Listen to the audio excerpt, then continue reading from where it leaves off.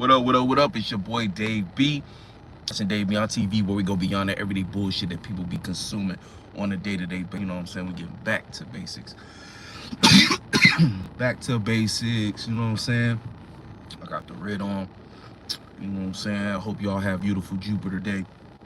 For the most part, we're gonna talk about a little Capricorn season warm-up.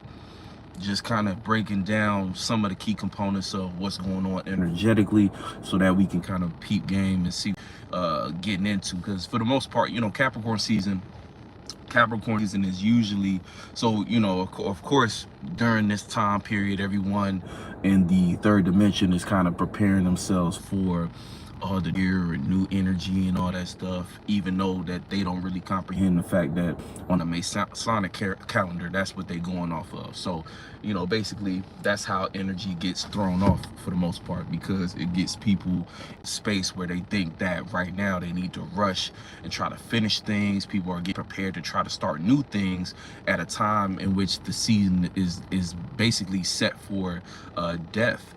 And you know what I'm saying, again, no spook, that death is just transformation, especially when it's referred to in the seasons and cycles of life. Death is it's a part of the whole system. So you can't, you know what I'm saying, you can't get out of that mode. You got to understand that right now is more so a flood. So you want to think more in terms of getting things off of your plate, or take whatever's been on your plate and concising things, getting things more, you know, concise. What up, Joel? So for the most part, it's like, you thinking of this, so Capricorn season, right? I like to look at it as I'm at Capricorn season more so like rebuilding, depending on the area of life that you going through at the moment. It's a rebuilding period for that area of life. So you want to make sure that you're looking at things in a way where, because one thing that's just important to know, that currently we're going through we're in the midst of retrograde season. So Mercury went direct. Mercury went direct, right? So our minds are in a space where we're trying to think forward, but a lot of planets are in retrograde still, which is kind of creating this stop and go energy. You know what I'm saying? Like if you driving and it's like traffic a little bit, you know, you constantly, it feels almost like stop and go, and there could be a lot of areas in your actual life are confusing. But see, again, with the Masonic calendar pressure of, oh, it's the new year or the new year coming up, you're gonna get a lot of people in a certain space where they might not be aware of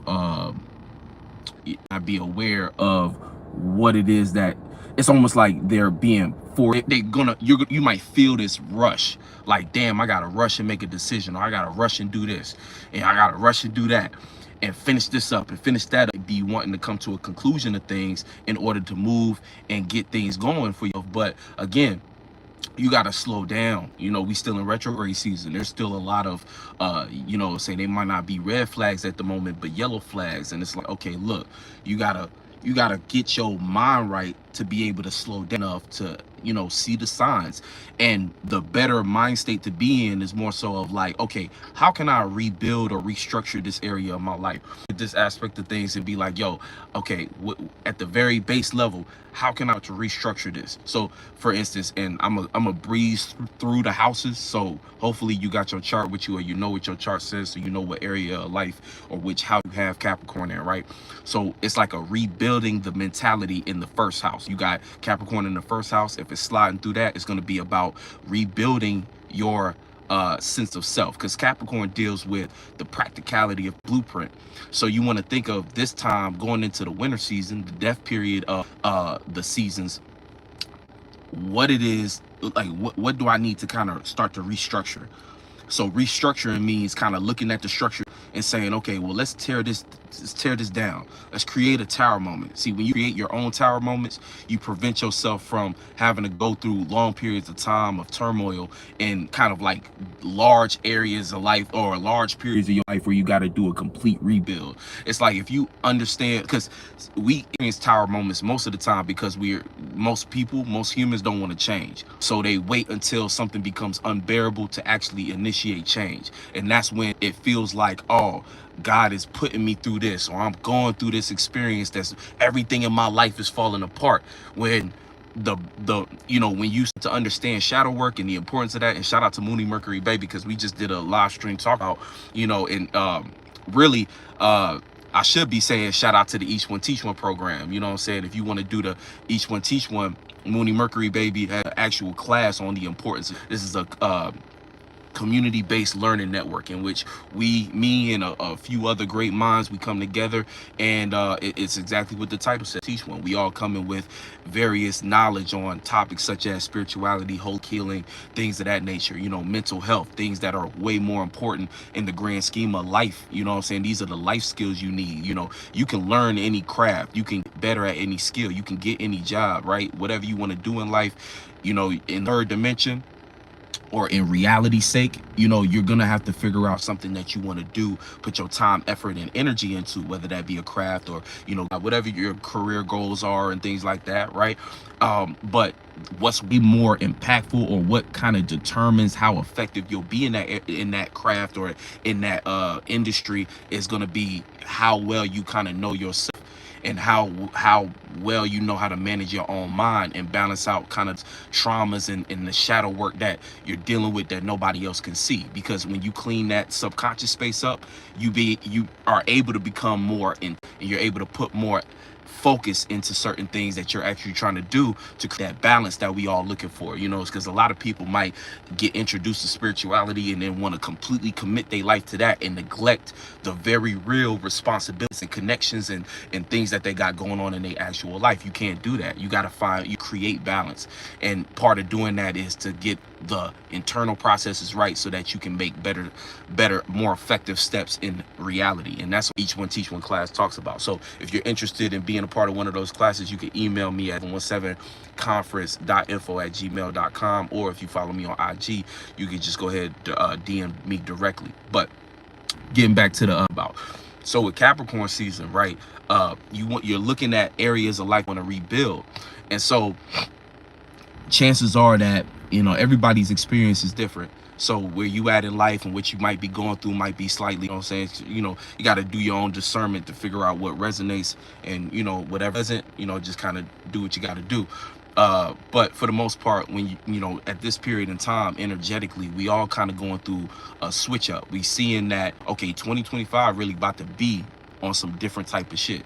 And what I mean by that, we've been feeling this shift of things, and you got to think of life in two ways, right? There's the spiritual aspect of things, the behind the scenes, but then there's also the what we can see, right? So we see society doing some weird things. We see society, new technology being introduced, new jobs, new situations that people are finding themselves in, new laws, new infrastructure. So that's kind of the reality based of what's actually transforming in life. But then there's also the spiritual aspect. We're going through a spiritual shift where that's more so about the if you want to consider the collective consciousness awareness of certain spaces and things that we might be traveling through. So you coming into realizations of maybe new things that you want, right? And a lot of these aspects are affected by the planetary shifts and transit we're going through. So for instance, we got Aries finna shift into Pisces. We got shifting from Aries into Pisces. That's one aspect of things, where our spiritual path was more so rooted in our individuality, and we had to kind of burn through reality in order to get a clear consensus of who we need, people, places that should be relating to, versus the ones that kind of are outdated or create impasse in our life, right? So that's one aspect of how energetically life is shifting, and then spiritually we becoming aware of different spaces. So it's going to take you through different experiences, because once you see that awareness, it's like, okay, let me tap into that. So these different shifts are creating that kind of internal aspect of being aware of these new spaces, you know, and we got some other planets getting ready to move too. But, you know, so that's kind of what we're dealing with right now. So the context that Capricorn season plays into that is, okay, what area of life am I actually transforming? Or what area of my life am I initiating or rebuilding or creating maybe a tower moment, but it's a tower moment I create? Because you got to look at it kind of more so, if I don't create this tower moment, then that means I'm giving myself up for life to kind of show me what I need to restructure, right? And in the Capricorn nature of things, that's why the tone of Capricorn, you got to kind of switch your awareness to be more serious. You got to take what you're focusing on a little more serious, you know, and depending on what you was doing currently, because we in 28 degrees Sagittarius. So if you was having a ball in Sagittarius, you wasn't giving a fuck about gaining no wisdom, you wasn't really focused on learning, and you wasn't trying to, you know, when we talk about morality, mean what's right for you rather than what's righteous in the eyes of the general, saying whatever you might be looking at, whatever you might be indoctrinated in. For instance, if you're looking at a religion for your morality, you still kind of lack morality because you have no sense of your own direction. If you are you know, depending on your parents' ways of being rural and what's right in the world to be for you, you might go through a lot of situations that are a lot more difficult for you than to be yourself and find your own, to have your own sense of morality. You can get inspiration from individuals because that's the Sagittarian nature of mutable fire, be able to see different perspectives and then put them together in some kind of creative way, in a mutable type fire way. Then, you know, again, you're gonna a lot well than people who might be too fixated in one way to see something, or don't know how to develop their own sense of something, or are too self-centered or too selfish to actually develop a broad enough perspective to be able to move and navigate in the world effectively and things like that. And that can come from lack of not traveling, that lack of not, you know, and traveling both internally and externally, right? So on and so forth. But individuals who spent Sag season you know, kind of being here, there, everywhere, and really having no direction, or not allowing themselves to learn and grasp from the experiences that they were going through enough wisdom to make a good conclusion, they're going to be stumble into Capricorn season not really knowing where to go, or not taking themselves serious enough because they don't really believe in anything that they say. You know, part of Sagittarius is belief, right? It's the external version. So these experiences for fun, these experiences are supposed to be taking you through processes to help you see the angles of how to see yourself. And that develops confidence, right? And I've been saying back when we was talking about Mars finna go retrograde, now it's currently retrograde. You're supposed to be using that Mars energy to put yourself out there, express yourself, so that you can see yourself reflected through the responses of other individuals who's basically paying attention to what you're expressing. And that alone was already supposed to have awareness to be like, oh, okay, this is what I can gain my confidence in. And again, you're doing this based upon authenticity, not trying to seek validation. And that's kind of one of the key components, right? So now we in Capricorn season. Like I said, you might be stuck if you was bullshitting all this season, Sag season. Guess what? You probably not gonna be taking shit as serious as you should. You might not actually understand the practicality and how the functionality of life, how to structure your life. You might not have enough information to gather to really put those things in place. You know what I'm saying? But you know, it's nothing to worry and panic about. You know, whatever you're experiencing, I like to say that it's how you respond to the different things you're encountering, and that really matters. You know, so we all go through phases where things are a little more difficult, and a lot of these things do be our own fault based upon what we was lost in, what we didn't really know enough of, lack of awareness, or something that came as new information to us, right? So we always creating our own problems, right? So we take accountability for what we got to do, but at the same time, you know, it's about how you navigate that aspect of life, rather than you know, again, just because good things are going on around you doesn't mean you're not planting bad it doesn't mean you're not planting bad seeds, and then vice versa. Just bad things is going around you, going on around you, you know, doesn't mean you're planting bad seeds. You know what I'm saying? Hopefully I said that right, but y'all get what I'm saying. It's like sometimes people equate, oh, I'm at your path because things are going good. You always on your spiritual path. It's how you navigating it. You know what I'm saying? Just because things are going good, you still got to check yourself and make sure you're actually participating with the experience appropriately. You know, you still got to apply discernment to make sure that you're not making mistakes in the moment, because we don't really understand the consequences of our actions in the moment. It's not till hindsight. That's why they say hindsight is 2020. We be like, oh, that's what my present actions back then was actually producing for me to go through as an experience now. You know what I'm saying? So, but what, you know, channels like mine and what I'm trying to teach is becoming better, becoming better, I guess, artists of our own life, becoming better creators in the sense of not creating as many issues. You know what I'm saying? It's like life still gonna bring its issues, but it's like you become more intentional. So the spaces you jump in and what you go through is in alignment to who you are, rather than you not knowing yourself and then creating events for yourself that are destructive simply because compatible with you. They're not who you are. So they gotta kind of break you or take you through certain experiences to show you, oh, this ain't who I am. This ain't really what I'm about. This is not what I value. But I know I went on a crazy tangent, but get back to the Capricorn shit. It's like going through this Capricorn season is basically just rebuilding an area of life, creating a tower moment somewhat in there so that you can kind of, and that restructuring is going to help you for the next phase of your life, right? And again, this crept into see, I like to look at it two ways, right? So Masonic wise, 2025 starts in January 1st, right? So calendar, right? So that's going to be, that still affects us in a certain way as far as numerology wise, I would say, more so than anything. But if you know what's going on, aka you know what season we going through, you can make it make sense in the two, right? So again, 2025 shift numerology wise will start to introduce itself. So 2025 energy is like the energy of the 9. So the energy of the 9, again, that's going to take us through everything we've been going 24. It's about internal processes, cycles, and getting ourselves certain things, right? Or maybe not getting ourselves out of it, but acknowledging the fact that it's almost like being able to know how to be in a space long enough to accumulate enough awareness of it. And you're being aware of things that are kind of more so usually in the dark. See, it's kind of like any if you spend time in anything, any space, you start to see more things in that space.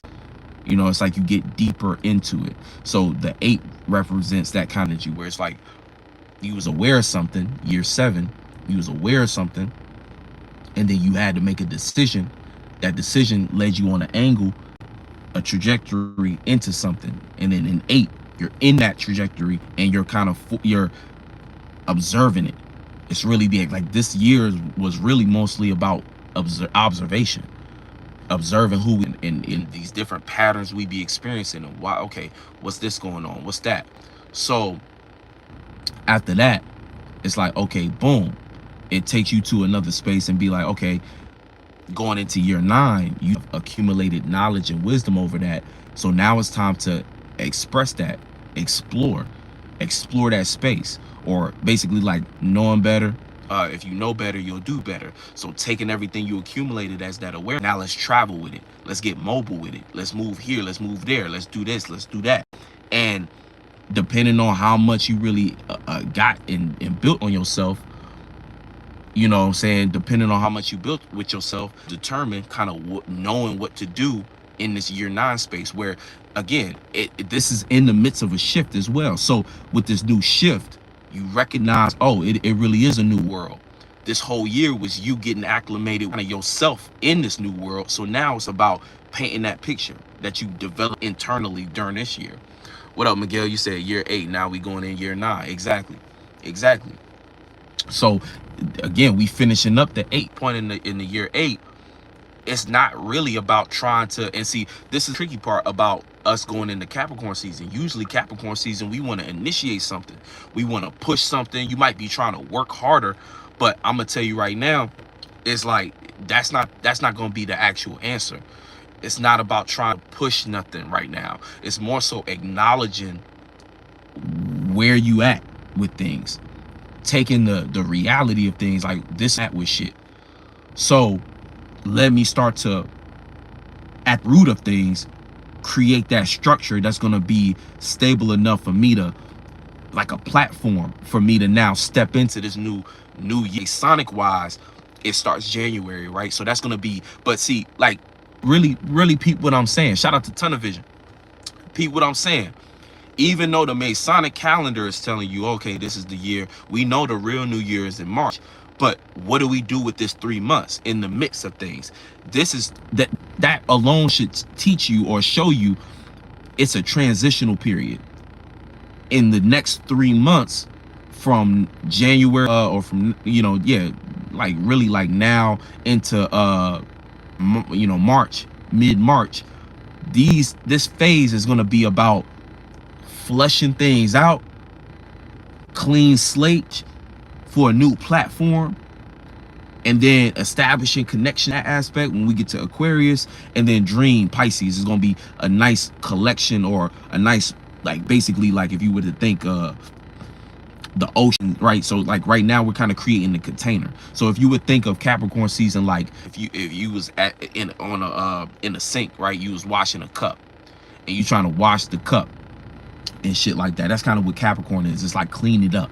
Let's clean it up.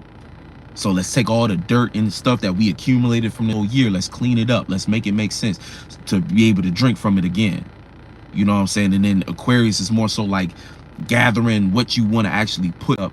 And then Pisces is pouring that cup and actually having it be something that can replenish you or refresh you, so that coming into Aries season, it's like, oh, I feel refreshed. I know that was a weird analogy and shit like that, but if y'all get it, y'all get it. It's like right now, that's kind of what these next couple months is going to be going. That's what the winter phase really is supposed to be about. It's like we're getting rid of the things that just didn't no longer apply. You know what I'm saying? And if you planted the right seeds from beginning of the year up until now, and of course we all fall short, but if you was doing your thing and you was focused, at least present, and putting effort into moving your life forward, at this point you should understand, or have a better grip on, okay, yeah, this is actually a more refined version of what I want. This is actually a more refined version of what I'm trying to do next, or where I'm trying to take my life, or where I'm trying to take things. But see, keep in mind though, currently with all these, being that we're in retrograde season as well, the clarity might not be there yet. But what I'm saying to y'all is to, acknowledge where you're not clear on things, and take your time to develop an awareness about where you actually want to direct things, instead of the pressures that the Masonic calendar might start to bring upon you, where it's like, oh, New Year, but not really. It's really like you're in the midst of the ship, so you're being birthed. You know what I'm saying? You're in the first process that comes before birth, which is the death. So again, a lot of areas of life you seeing, oh, that got to get, before you take it literal and external, take it internal first, because you might immediately jump to the end result, like, oh, that means I gotta that means I gotta let go of this person, that means I gotta blame that. But I'm not even getting to that point yet. I'm saying internally there might be thoughts and feelings that got to get let go of first. Like I prefer, in this preference, how you do things and how you move in life and stuff, you got to find what works for you. But for me, I like to look more so, or even when I'm teaching this shit, to say internally first before you bring it external. So some people will be dealing with something, and the first thing they want to do is take what somebody on the internet is saying, or like, especially like spiritual teachers and shit, and take that immediately into the third dimension. Like, oh yeah, this gonna give me all the justification to talk shit about this person, or this person, start acting weird around this person. And it's like, before you even get there, we more so, or at least for me, I'm more so telling you to address the internal aspect first, because jumping to the external actually not gonna help nothing, right? You know what I'm saying? When you jump to the external, a lot of times people will start to act on the external, but they still didn't change the internal processes. So guess what happens? Even though they might do something and separate it from externally, they fuck around and manifest the same thing, because they didn't actually learn the lesson. They didn't actually get clarity on what was the internal process that manifested this shit in the first place. Because you got to acknowledge that aspect. There are internal processes that manifest the issue at hand. Like I was saying earlier, we always creating our own problems first. Even when things become somebody else's fault, it still was it still was your fault first for how you was engaging. Like, even misunderstandings. Like, that's kind of why, like, even in life, it's like life and relationships, you start to learn things develop over time. But over time, it's supposed, like, again, everything is a development on clarity. You know what I'm saying? And then, so You know, say that's just something to kind of keep in mind. But let me get back on the Capricorn houses and shit. Man, the tangents, man. Y'all gotta get the full perspective before we dive to the specifics and the pop culture shit.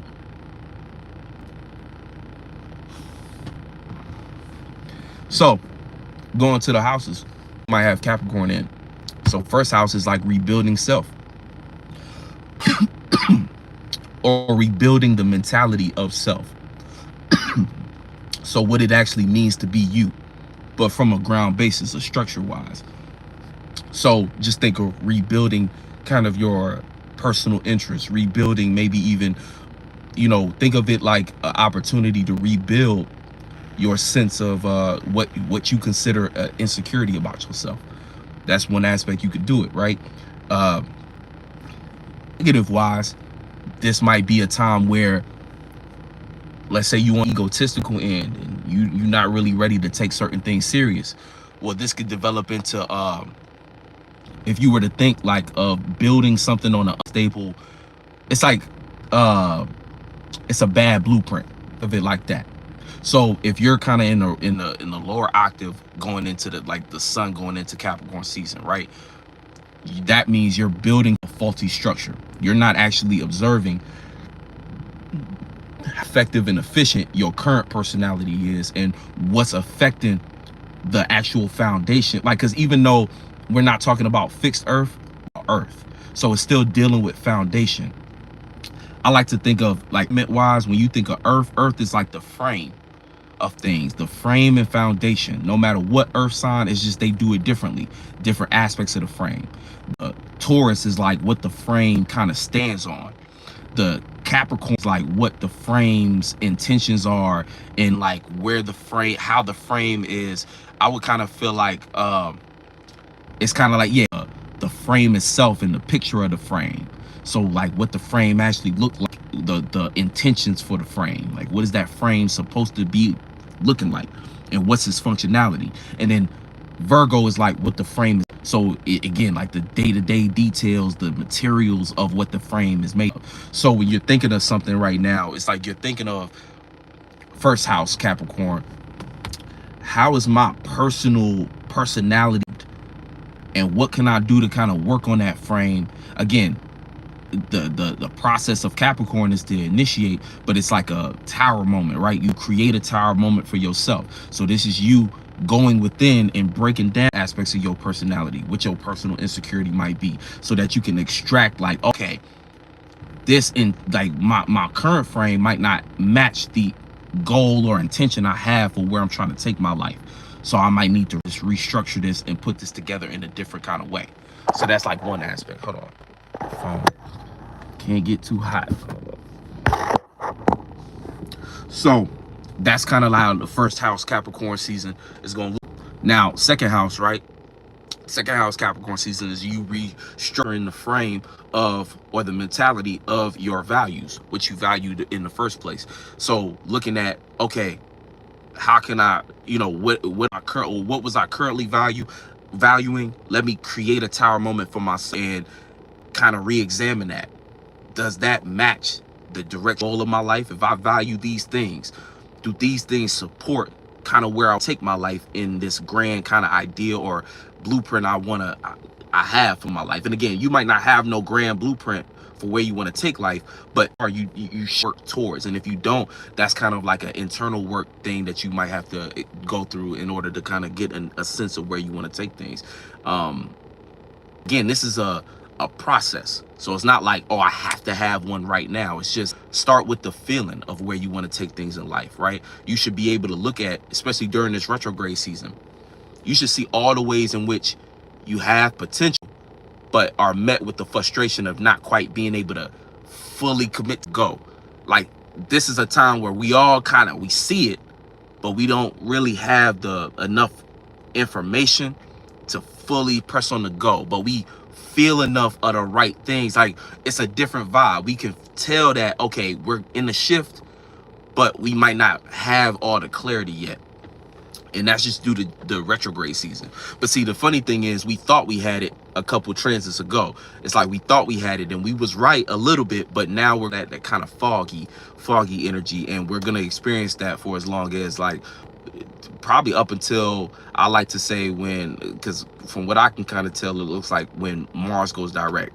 By the time Mars goes direct, that'll be like that'll be in the beginning of Pisces season, and that'll be the time in which we have a better sense of where we actually finna take things. Right now, we're kind of in the beginning phases of that. We're getting hints and we're catching vibes, like we kind of facing in the direction of the sun, in a sense, right? Metaphorically, we're facing in the direction of where we actually want to take things, hopefully on a highest octave or a higher octaves. If you're on a low octave, you might be, there's avoidance in what you actually need to be addressing at the moment.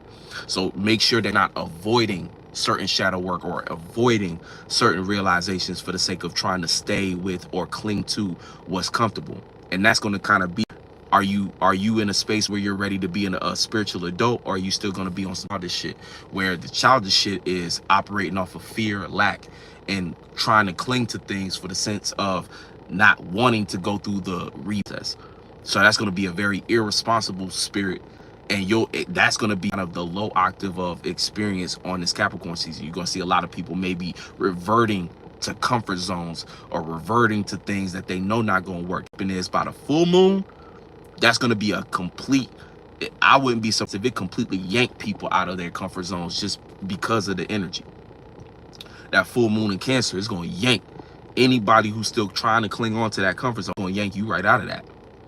Because everything in this year, everything in these next seasons, these next three sun transits, Capricorn, Aquarius, and Pisces, all of these things are about setup. And it's about setting you up to be able to jump off that ledge. Or, you know what I'm saying? I don't like saying jump off the ledge, but setting you up to be able to take flight. But you either going to be taking flight, or you're going to have to hop off and hope the bungee system works and the bungee back.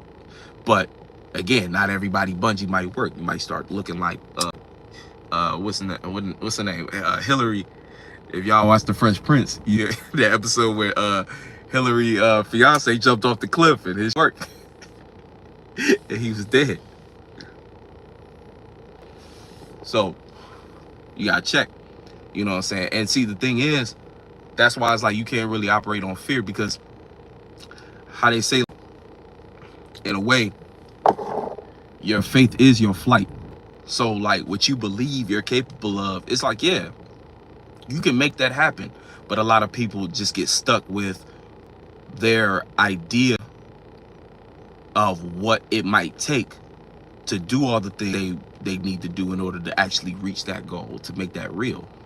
You know what I'm saying? It's easy to have faith about something, but then you turn it into delusion. You don't take it serious enough to start to map out how it can make sense and correlate in reality. You know what I'm saying? And that's kind of like that Pisces energy. And remember, we do have Pisces Saturn, which isn't the strongest placement at times. See, the thing about placements, planet placements, is like, if you know how to work something, it can be strong, but anything is going to be weak if it's not used in the right context. For instance, if you're trying to write on a whiteboard with pencil, the pencil gonna look weak because it's not being used in the right context. But if you put that pencil on paper, of course it's gonna be like, oh damn, the best tool for this. So it's like, think of your mind like that. If you're not framing your perspective, your perspective in a way that matches the goal at hand. Like, for instance, you got to know yourself in order to apply yourself the way, or in better ways, I should say, right? Hopefully y'all can hear me.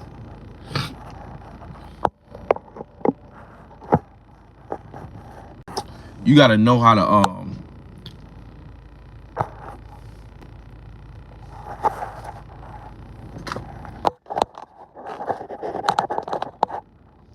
you got to know yourself to be able to apply your in a proper way. Sometimes you might get mixed up and not really, you know what I'm saying, based upon maybe people around you, maybe whether it's lack of validation or lack of shit, you might think of yourself or develop some kind of perspective that kind of holds you back.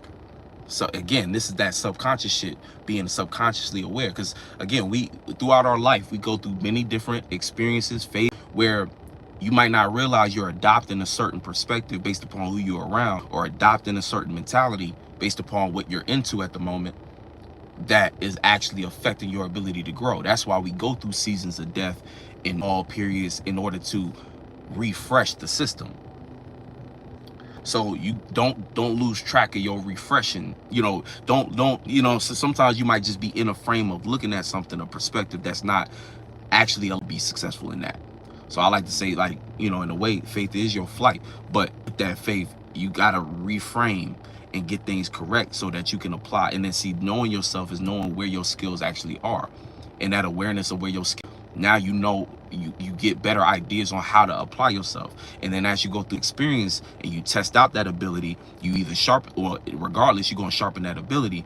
But the more focused you are, and the more you're able to keep balance and stay level head through each experience, the better you're going to be able to shape your tool in a way that's up there, rather than, and see, again, you're either shaping your tool to be sharp and effective for what you want to do. And sometimes you got to change how you're going about something, a different angle and shit. But again, you still sharpening your sword. But then there's people who go through life and don't actually apply their abilities to no experience. So guess what? They tool, which is really like they mind, and them, they tool gets dull because it's not being used. It gets dull, it gets rust. Especially if they got heavy emotions and shit, you might got rust all over your tool, because you're too emotionally, you're taking too many things personal, you too much in your feelings, you comparing, contracting. You too affected by the world around you. Again, elements, phases of life. We got to know how to shape with certain things. We got to be more, more versatile. So you got to be an alchemist. That's really what it is. You got to know how to be an alchemist and use all of these things, because the second you lack up on one, you're developing a mental illness. Shout out to Saint Uno, because he made that live a while ago talking about how those mental illnesses develop. And I was watching that shit like, yeah, that's exactly how I see. That makes sense how a mental illness would be developed over time. A person, again, shutting off one of these elements and not practicing it. So guess what? When situations and circumstances happen that affect that element and need you to rise up and know what to do in that space, guess what you do? You lack in that area, so you overcompensate. And I think that's kind of where the root of things kind of, you're overcompensating. You got, what I'm saying, you ain't got nothing in that element. You lacking earth. So guess what? You got to use hella fire, mix it with some water. You're trying to gauge how much air to use. You're using everything but that element. And guess what? It's the equivalent of real meat and then that fake ass meat. You know what I'm saying? Oh, this is a vegetarian beef patty. How you a vegetarian beef patty? Oh, we put some carrots and we mixed it with cayenne pepper, and we took some, it's like kind of fake ass shit. Oh yeah. Oh no, this is a ribeye steak, but it's made from we took some mushrooms, and we put mushrooms and cauliflower together, and we mixed it together. We bounded it with, it's like, come on now. And the thing is, anybody who's tasted those vegan options versus some real meat, it's like the vegan shit. I mean, look, I ain't ragging on it, because again, if you a vegan and all this shit, again, you got your reasons and shit. That I'm not ragging on vegans, but I don't think all of the vegan food is bad. But I say, if they make a ribeye steak out of some vegetables, it's probably not gonna taste as good as a regular steak, no matter how much you try to season it or pin. Like, it's gonna be the same. It's never gonna be the same. You always gonna be able to taste the difference. Same thing with like fake patties, fake chicken patties and all that stuff. You're gonna be able to, it's like, oh yeah, that's not, it might be good, but that's not no chicken. That's not this, not that. You know what I'm saying? Cauliflower hot wings, it's still not hot wings, but it tastes comparable. But that's what I mean by, as far as like when you about these elements and stuff like that, you gotta go through enough. You gotta in your own time experience and build your ability to use each element. So spend time in your emotions, spend time in your practical sense, spend your expressions, and spend time in your thoughts and communication. So you could be versatile, you could be a real alchemist and use all these things. But when we go through experiences in our life where we lack severely in a certain element, and we don't go through the actual work, the learning process to build and develop that area of life to make it sharp, or that aspect of ourselves to make it sharp, when that thing repeats, because again, human nature is to completely, it's like living in cycles. Just like every year it resets, every year the same zodiac. So you're gonna experience something similar to that again. That's why you gotta face things. If you keep running from things, not only did you lack the lesson, you lack the, because with the lesson comes the sharpening. So you lack the lesson in the sharp of the tool. When that thing comes back around, guess what? It gets harder and harder and harder and harder. And eventually, again, like anything you do in life, is actual root meaning of you either struggle now or you finna struggle later. That's exactly how it happens. And that's why, even though, like, look, to each their own, but I will say, this is why I personally believe struggling now is a lot better than struggling later. Because at least if I struggle now, if I fall short, I at least sharpen my tool, and I worked on the ability, and I got so what to do next time. So when the opportunity comes again, or the situation comes again for me to show, the struggle is light work, depending on how hard I went in actually developing that awareness in that tool. And it's still gonna be a challenge. I'll know what to do, and chances are I'll lessen the time frame of that experience each time I do it again.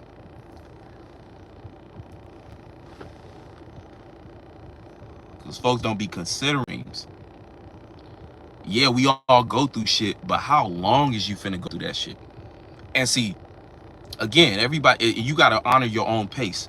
And anybody around you, that, like, again, when you, especially setting boundaries, because that's an important part too about this season, and setting boundaries, are you knowing yourself and saying, hey, this is actually where I'm capable of. This is where my energy begins and ends. This is what I'm capable of, and you can be honest with that for yourself. So guess what that helps? It prevents you from overextending yourself, burnout, and it also allows others to either decide for themselves if they want to extend or not, aka showing others what they might have to offer, or what they might have to. It's kind of like, again, if I'm setting that boundary, it helps others have an idea of what they can and can't do with you. So being that they have a clear understanding right in front of them of what they can and can't do with you, it now becomes more of a opportunity for them to decide for themselves where they want to give grace and where they want to pull back. And it's like a more fair, balanced exchange of energy. You get what I'm saying? You know, that's why setting boundaries is so important, because it gives you a nice frame of reference of how much energy each one is actually contributing to the balance of what's going on. And I think that's kind of why a lot of situations become difficult and confusing, because nobody really nobody presents themselves with clear contracts and clear ideas of what are we actually getting into. And I feel like that's kind of like even the Venus and Aquarius, and that might be a new way we got to actually engage with when it comes to interacting with all kinds of relationships, romantic, platonic, friendship, business. You know, and matter of fact, I'm thinking about it now, and I'm like, that's kind of what that full moon taught me too. It's like in all areas of life that deal with relationships, there need, because if you think of Libra and Aquarius work with Saturn. One is exalted, so one loves it, Libra, and the other one almost like lives and breathes it. That's Aquarius, because it's ruled by it. It's co-ruled by Uranus, but Uranus is the outer planet, so it's more like a late influence. So it's kind of like, if you think of the two aspects of Libra and Aquarius, it's like, what are the terms of our relation, and what terms of our separation? And that separation important because that's your individuality. That's your own mind. That's your ability to have your free will and be independent and apply yourself. And again, also your connection to friendship, right? Because friendship essentially is a relationship without certain terms and conditions and restrictions. That's why Libra loves the Saturn energy, because it's more specific on one relationship. Shout out to shout out to India. Shout out to you, man. Shout out. Much love to you too. I don't know how to say your name. I'm not about to butcher that, but I'm gonna say LK. Shout out to LK. You know what I'm saying? But yeah, that's why Libra loves it. And it is excited by it, because the more details we have to create this contract and these boundaries, the more of a clarity we have on what our relationship is. So with the clarity, now I know exactly what I'm getting, or exactly what I'm giving, and exactly what I'm getting, vice versa. You know exactly what you're getting, and you know exactly what you should get, what you're giving. And that clarity is what breeds that healthier aspect of a relationship, right?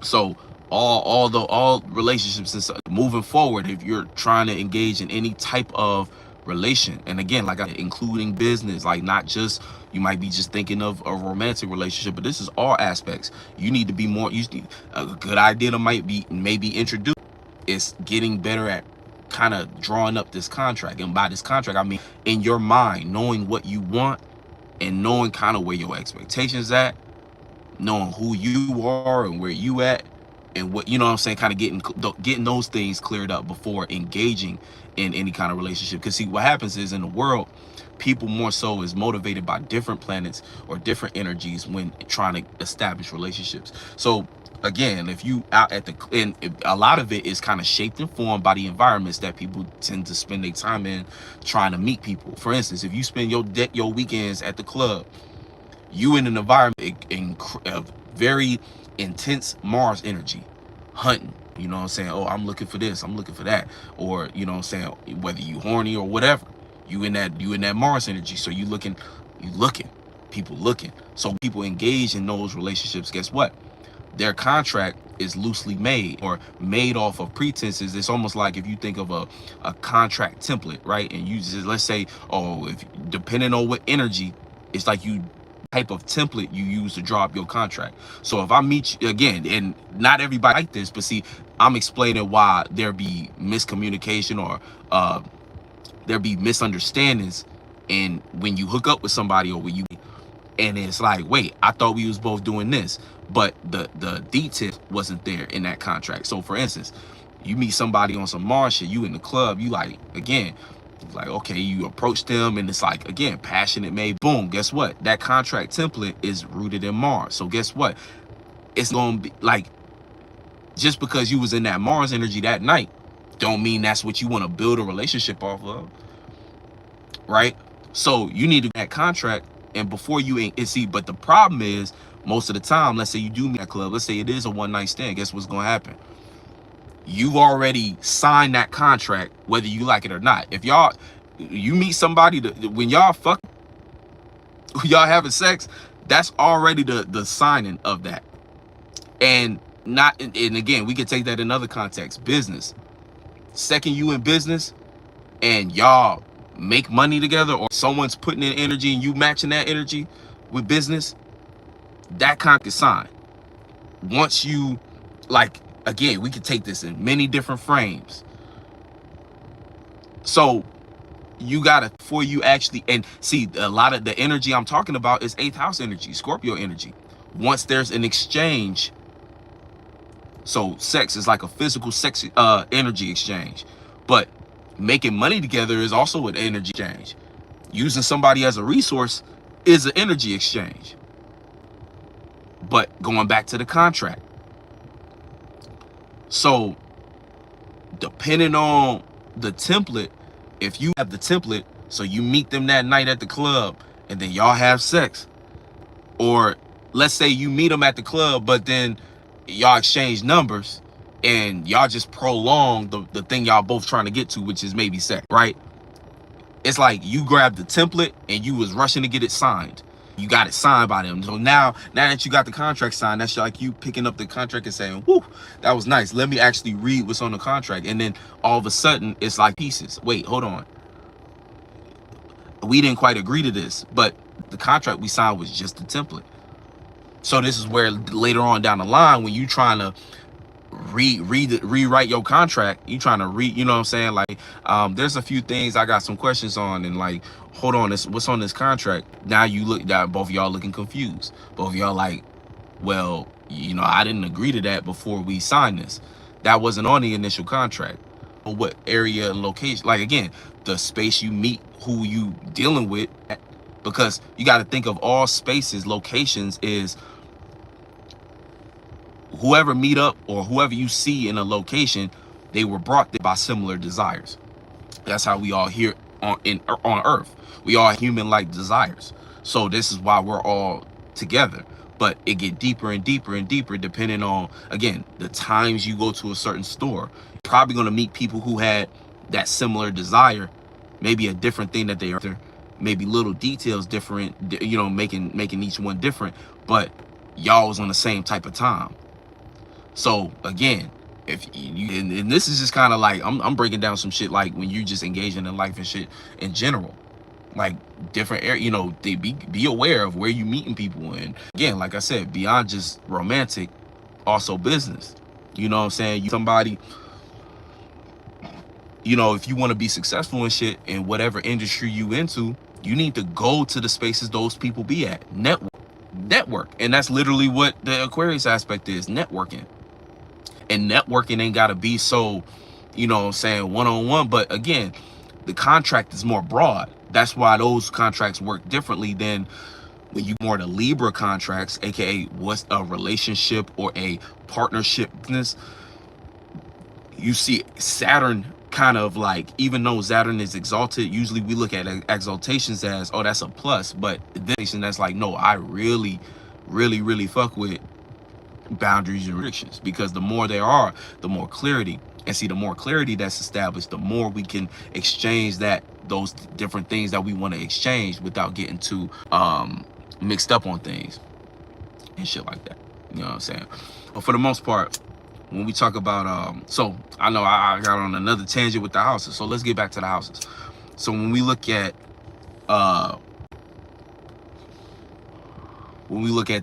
I was on the second, so restructuring the mentality of your values and where you want to actually lay these different things, like what direction you're actually putting your, like what directions do the things you value, like I guess like this, do the things you currently value, how do they line up where you want to take things in life? How do those things line up and how do they synchronize? I have to create a tower moment for yourself to restructure the things that you value to be more shaped in the frame in which you want to start to manifest it for yourself, right?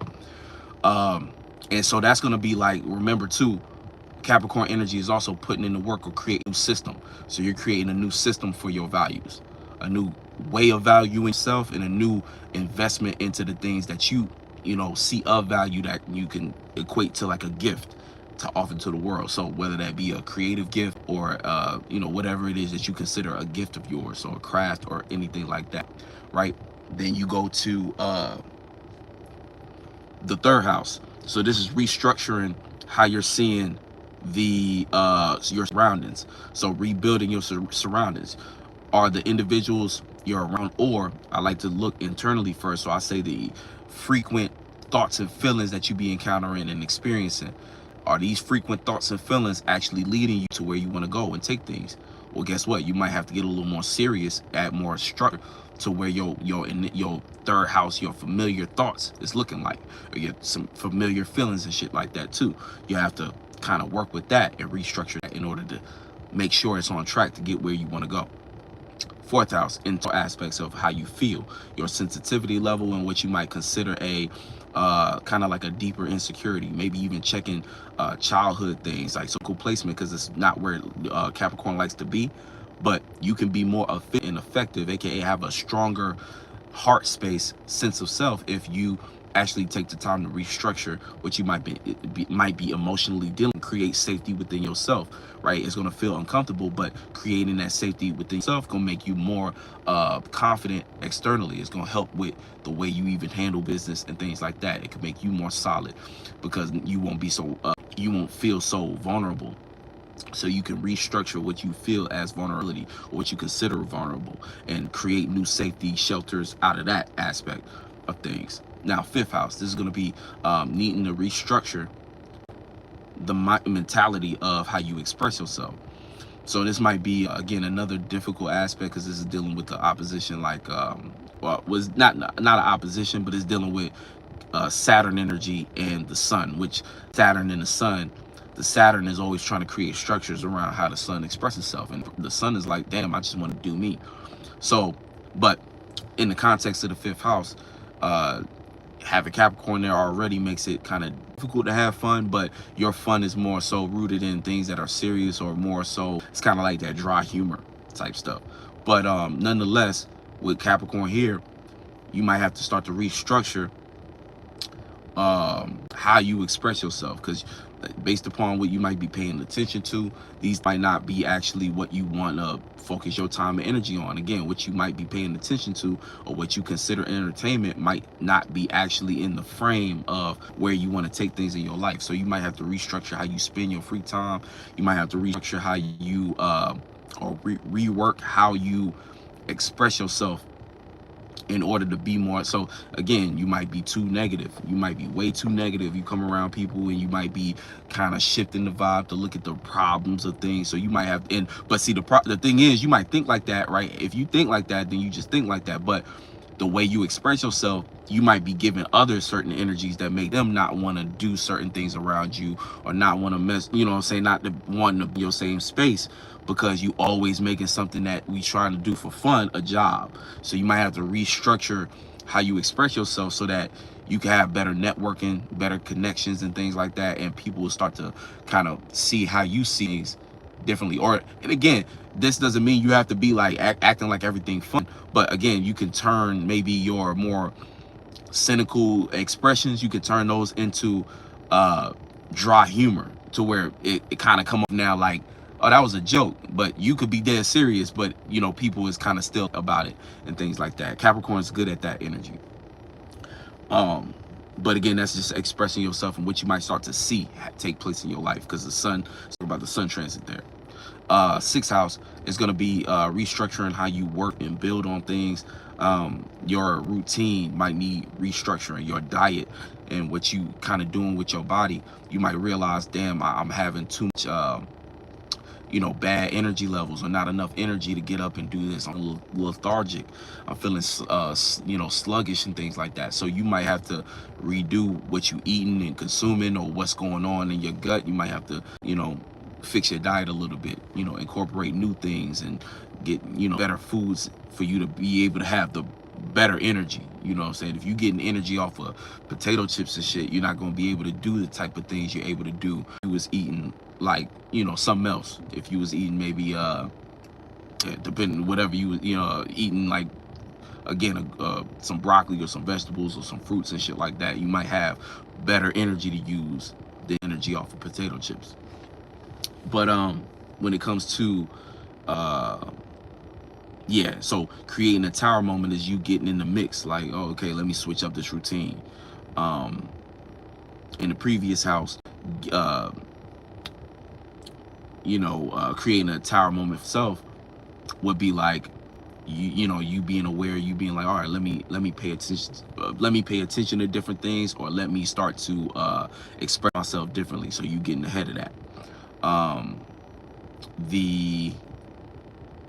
Did I say it for the fourth house? The fourth house is like creating a tower moment for yourself, kind of, you know, getting in that heart space and whatever you're considering, and remixing that to be like, I'm not vulnerable about that. I don't feel that way about that, and starting to work on building a new way to deal with those things. Now, the seventh house, Capricorn in the seventh house, is going to be you needing to restructure how you So again, creating more balance in your life. You might be seeing where you're not getting compensated or reciprocated in a certain way, or you might have to remix how you think about reciprocity, because it could actually be you not giving enough. You might be too stingy with your sharing and your extension of your energy and stuff like that. So you might have to restructure how you go about that. And creating the tower moment for yourself is to kind of go within and see where the imbalance is actually coming from. So maybe observing before you start to try to take from others, consider where you feel lack and meet those needs in a different kind of way, so that when you go to exchange your energy, you're not so stingy and things like that. Seventh house. I mean, no, just this eighth house. So this might be you need to restructure of where you see what you got behind closed doors. So things you got behind closed doors, you might not have a good structure system on how to consider these things or how to incorporate them in your life. So it might be affecting certain things. It might be certain vibes, or you know, you might be too deep. You might be creating auras in which make it difficult to kind of feel comfortable, or you might be creating trust issues, or others might be having a hard time than you. So you might have to restructure kind of what emotional biases you have, or what you might be sitting to on, and you know, emotionally. So you might have to read what you holding on to and let some things go. That's going to be you creating a moment for yourself. It's like, don't set yourself up to be exposed or for things to explode. Go within yourself and kind of see what's going on behind that veil, and start your thing so you can get better balance and clarity on shit. You know what I'm saying? That's kind of like how you look at this. Ninth house Capricorn. So this is going to be you needing to remix your spiritual system. Your spiritual system might be too all over the place and things like that. Or actually, nah, as a Capricorn ninth house, your shit not even gonna look like that. But it's more so you might be too closed off, actually. You know what I'm saying? You might be too, you got a long distance travel, but looking at the practical aspects of things, you need to broaden your mind a little bit. So in a tower moment for yourself might be challenging your own beliefs and challenging your own faith, and maybe, you know, taking a different kind of risk. You know what I'm saying? You don't got to be completely out uncalculated, but taking, you know, getting more broader on your philosophy of life, you know, getting more broader on the possibilities of what's able to be achieved. You know, even your own skill set, you might need to learn a little bit more about yourself or about other things that also inspire other people, and especially if you got things that you're aspiring to that other people have already done, maybe less, you know, whatever versions of what they did is already out there. Though you could read their biography, learn how they was seeing life, and add that to your system and lifestyle, so that you can go where you need to go, expand. You know, you might be preventing yourself from expansion, because one thing to keep in note, Capricorn is creating some kind of restriction. So that restriction being the thing that is in that, like, kind of like between you and the tower moment, you know. And if you let that restriction kind of boss you around, guess what? You're not going to actually go through it. If you let that restriction boss you around, you're not actually going to push through and get the full aspect of what it is that, you know, again, pushing through is sharper than that sword, like I was saying. So this in your own tower moment, you're like, I'm going to face it, but I'm going to take responsibility for it, because in theory, anything that I'm experiencing, good or bad, is my fault. You know what I'm saying? Just the real aspects of that. But you know, you're either facing it, or you're letting the restriction make the judgment for you. And people fuck up that aspect, because if you let the judgment make the decision for you, this is where we experience tower moments in which it feels like the snatched from under us. Everything crumbled. All things fell. You know what I'm saying? And that feels way more depressing and intense than you creating the tower moment for yourself, because you facing the tower moment, already got that tool, already fixed that you know, I actually the tower from falling, because I went in and I reached the foundation, or I took this part out and I mixed this material in to create more stability at the base. Guess what? If you create your own tower moment, that means you're on a issue early enough to actually solve it before it became a bigger issue. Suffer now, suffer later. Like, it's your choice. Suffering now, though, always going to be 10 times more light. It's always going to be 10 times more light, and you actually either prevent, and see, don't look at it as, oh, I'm trying to prevent things, because that's what creates that anxiety. But if you are able to spot something that can turn into a problem and have the focus to jump on it early, when it's not a problem, guess what? You do prevent the problem. Too many people wait till it's a problem to try to prevent it. And at that point, you just procrastinating.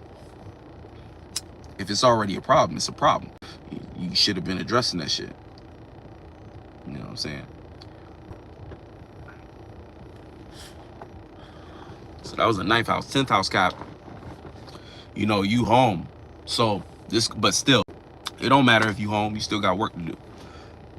So you're going to have to structure your status and what you're known for, and ask yourself, is this in the right frame of what I'm trying to achieve in life?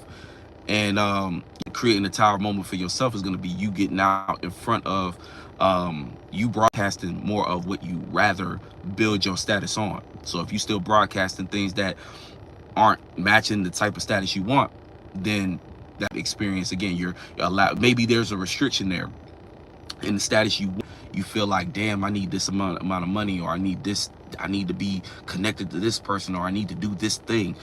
Take all that pressure off. It's like all of that is a restriction. So you need to figure out a workaround. Do it anyway. If you don't, life is going to create a tower moment for you, where it's like if you just cling to what's easy to broadcast and you just do the kind of regular things, and you just letting anybody, you basically letting your status just be whatever it is, and you not taking the responsibility for it, then you're going to experience kind of being pulled away from that. So see, the full moon, one thing everybody gotta know, full moon in Cancer, how that's gonna hit, like I said, extreme vulnerability. I mean, so much vulnerability, and the vulnerability, it's coming from you not taking responsibility over the things that you knew you was responsible for. Okay, you always creating your own turmoil, but you ignored it and you suffered later. So that's going to be the suffering later, is these extreme vulnerability, or like, I'm too open. Like, basically think of all your private information or energy getting leaked. Like all your private conversations and everything just getting drawn out. And you know, Lilith is still in Scorpio, so that's trident. So along with that full moon in Cancer might come the worst embarrassment in your life, depending on how negligent you are to some of the responsibilities in life in general. You know, you can't be negligent about your subconscious awareness. Can't be negligent about certain things going on in your life that are, like, again, drawing for your attention. And we in a retrograde season, so you need to acknowledge the fact that life is actually low enough for you to handle these things. And that's going to be the biggest mistake you're going to encounter, because when these things go forward, you're not going to be able to rise to that occasion, you know. And that's with anything in life, every phase of life. You know what I'm saying? But yeah, going back to the 10th house, you got to restructure is your status and what you broadcast in. 11th house, this is you needing to restructure the way you are. So there might be actual people you're still associated with that are blocking opportunities and aspects of your network to be able to reach and expand and get more people who are like-minded in your corner, so that teamwork can make the dream work. So you have to create that tower moment and maybe start to separate yourself from certain associations and put yourself in a better positioning, you know what I'm saying? But again, don't be too I mean, it's Capricorn season, so I'm not even gonna say don't be too. In 2025, the energy of the snake. You know, do what you got to do. Again, do it. I'm always an advocate for doing it the best way, you know, possible, to, you know, say that doesn't harm others. But, you know, again, don't be surprised. And that's how you got to kind of that area of life too. You got to look at where snakes could be coming around. Because again, part of that restructuring is also creating more of it's almost like cutting grass. So like when you cut the grass, it's be able to spot a snake from a mile away, versus you negligent, you not taking responsibility, your grass uncut. Guess what? Snakes slithering all through, and you ain't even see it coming. It's deeper than it seems. It's deeper than it seems, but it ain't too deep yet. You know what I'm saying? So that's for the 11th house. 12th house is restructuring the dream. The dream might not make sense. you thought you was believing in made sense, you might have certain, also this could be certain delusions or feelings that are creating confusion aspects of your life. So that is the hey, shout out, you said Friday the 17th. Hey, shout out to greetings from Switzerland. Yeah, greetings to you, man. Shout out to you. Shout out to Friday the 17th. Man, I'm trying to go to Switzerland too. I'm trying to go to Switzerland, see some clear water. You know, they yeah, okay. Yeah, I gotta put that on the list. But that's dope. When it comes to, yeah, the 12th house, restructuring the dream.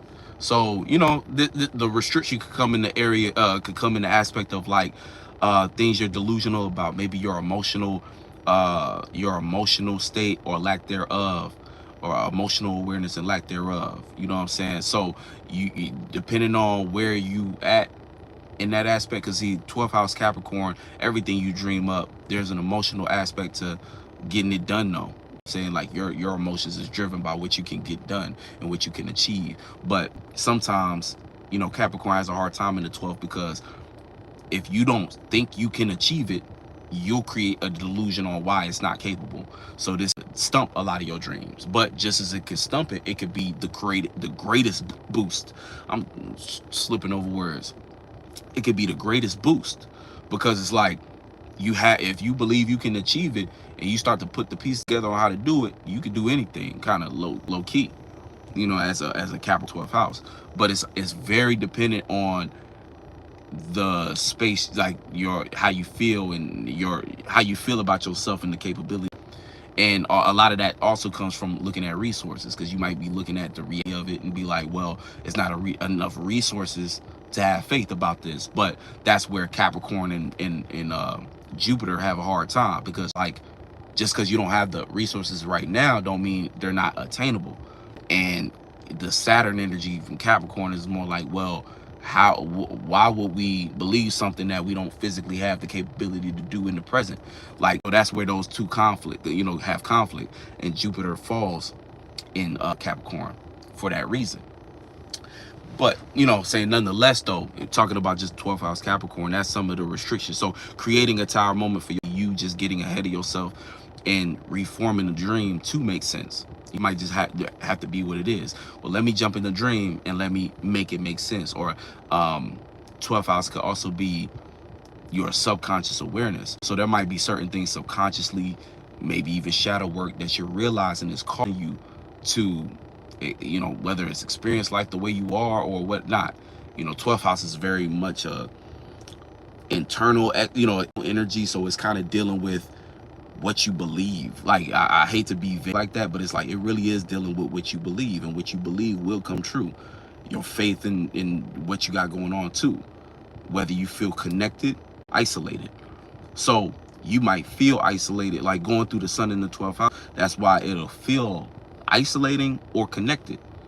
But that's very dependent on kind of what's going on subconsciously. So it's a little in the 12th house, you know what I'm saying? But the best kind of route to take, again, creating those tower moments for yourself, is testing out different restructuring of your belief system. You know what I'm saying? Testing out new ways of your belief system, and maybe even correct. Like, if you don't think something, it's like you kind of got to determine, is what I believe actually going to get me what I want though?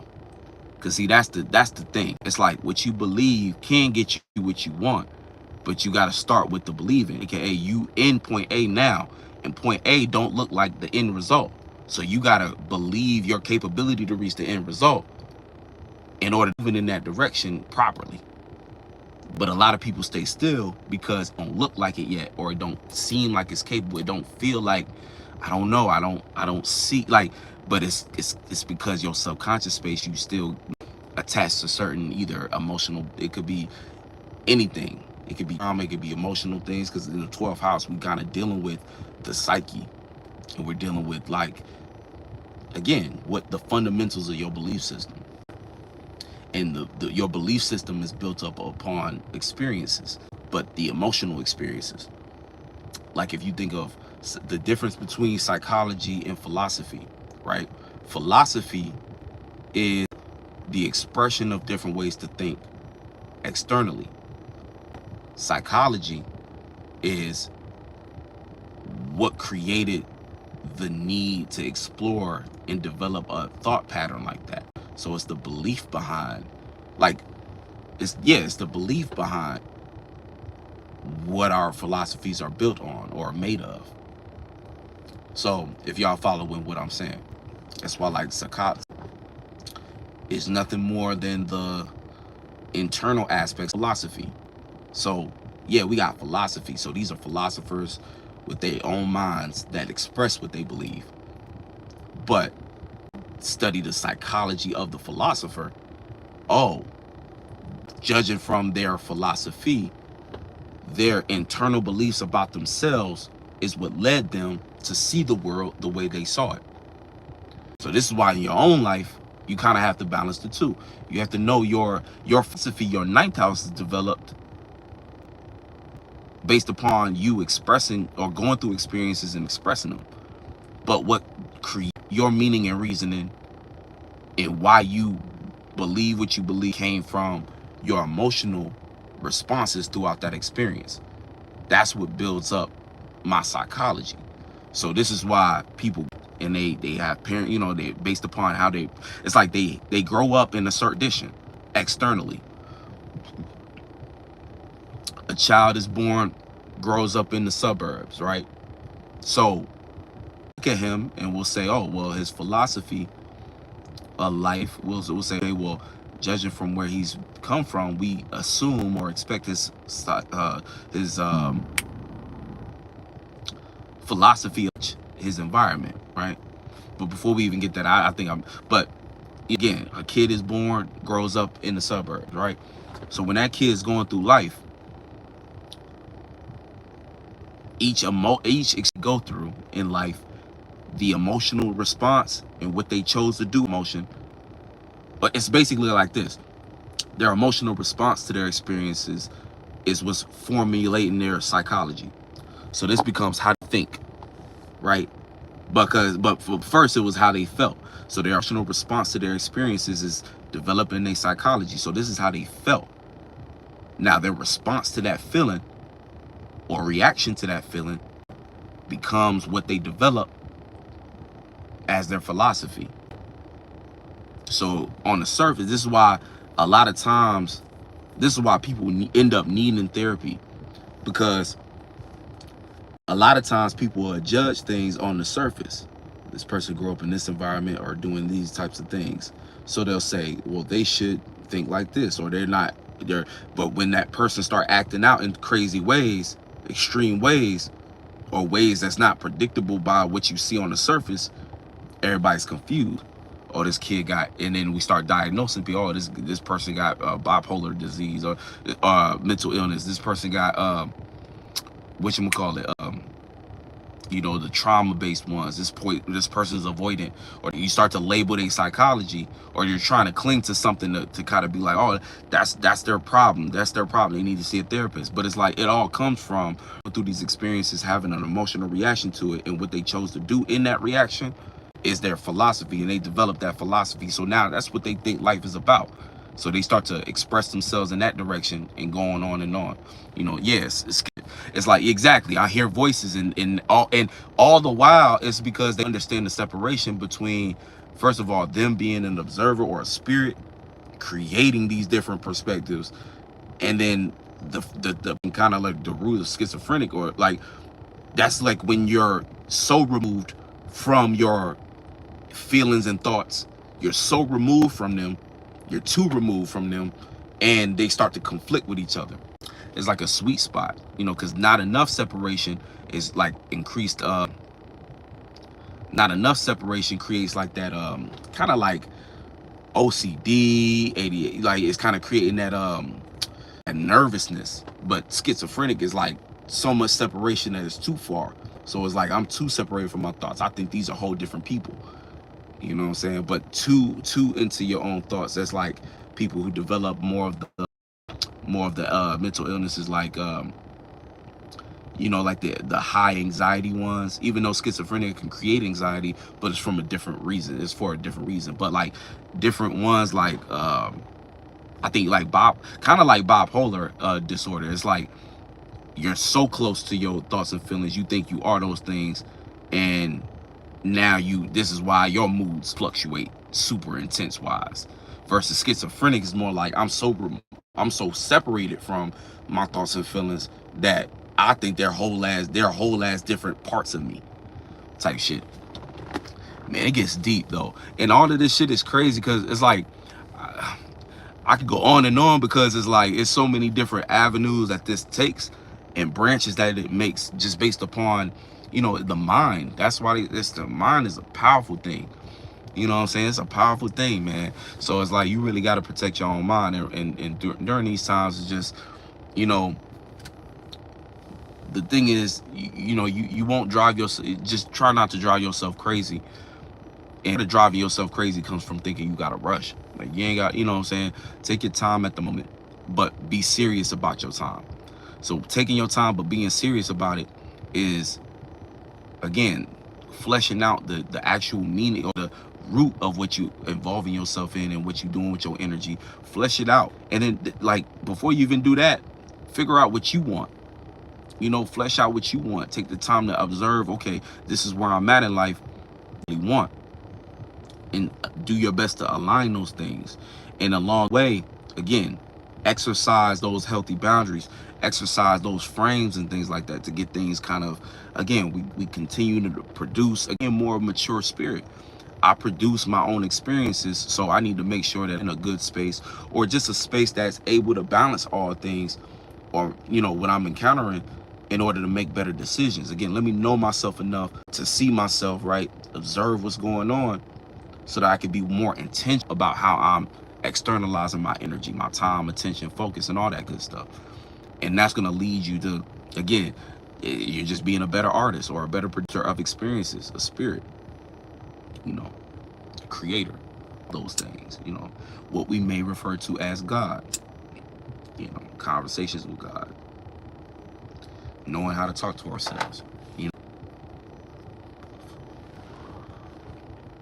But yeah, with just to end it, 12th house Capricorn, like I said, the creating little tower moments for yourself is getting in, like being an initiator of a new belief that'll point you in the direction of where you're gonna go, you know. And you can make it make sense, but you have to kind of you have to first of all acknowledge that you know what's actually going on, which is the restriction is the belief that you already got about what you're capable of doing.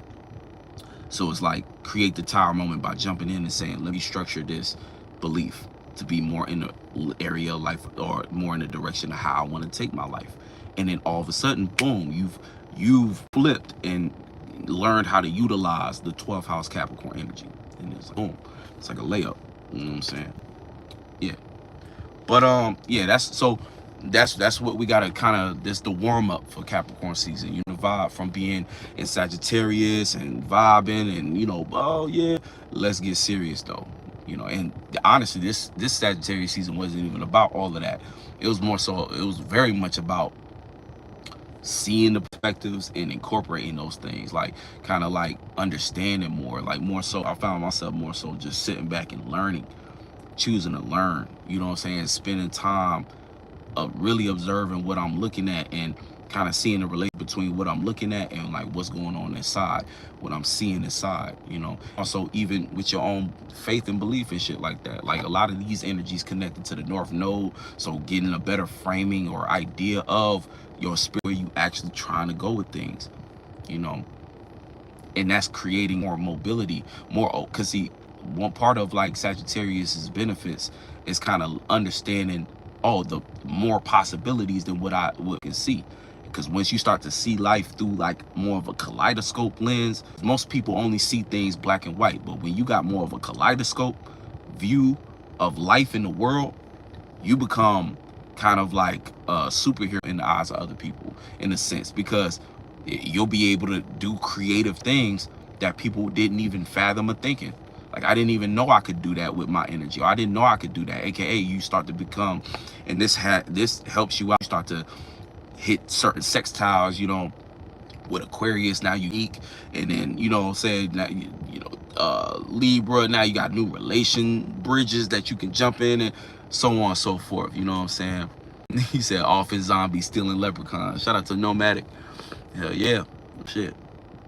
Probably to say, he said, hi, bro, I'll welcome you to stay in my home in Zurich. Man, that's dope, man. Zurich, okay. I'm gonna look up that, and then, you know what I'm saying, I'm ready to travel.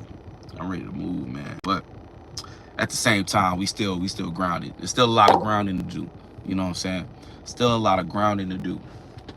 Still a lot of ground. We got like kind of like this energy is like getting your feet planted for a 2025, and it's like I said, these next 3 months is really what it is, because when we hit March, then we in a real new year, so the energy gonna be more, you know. But I like to say that, like, it's kind of like you counting, you know, some people start at 1, but you know, starting at 0 though, you starting at the space for sometimes, like these 3 months or these 3 phases, Capricorn, Aquarius, and Pisces, the distance between when the Masonic calendar says 2025 and when the actual new year starts, time period is like the 0 space. That's like the little in between world before you get to the birth.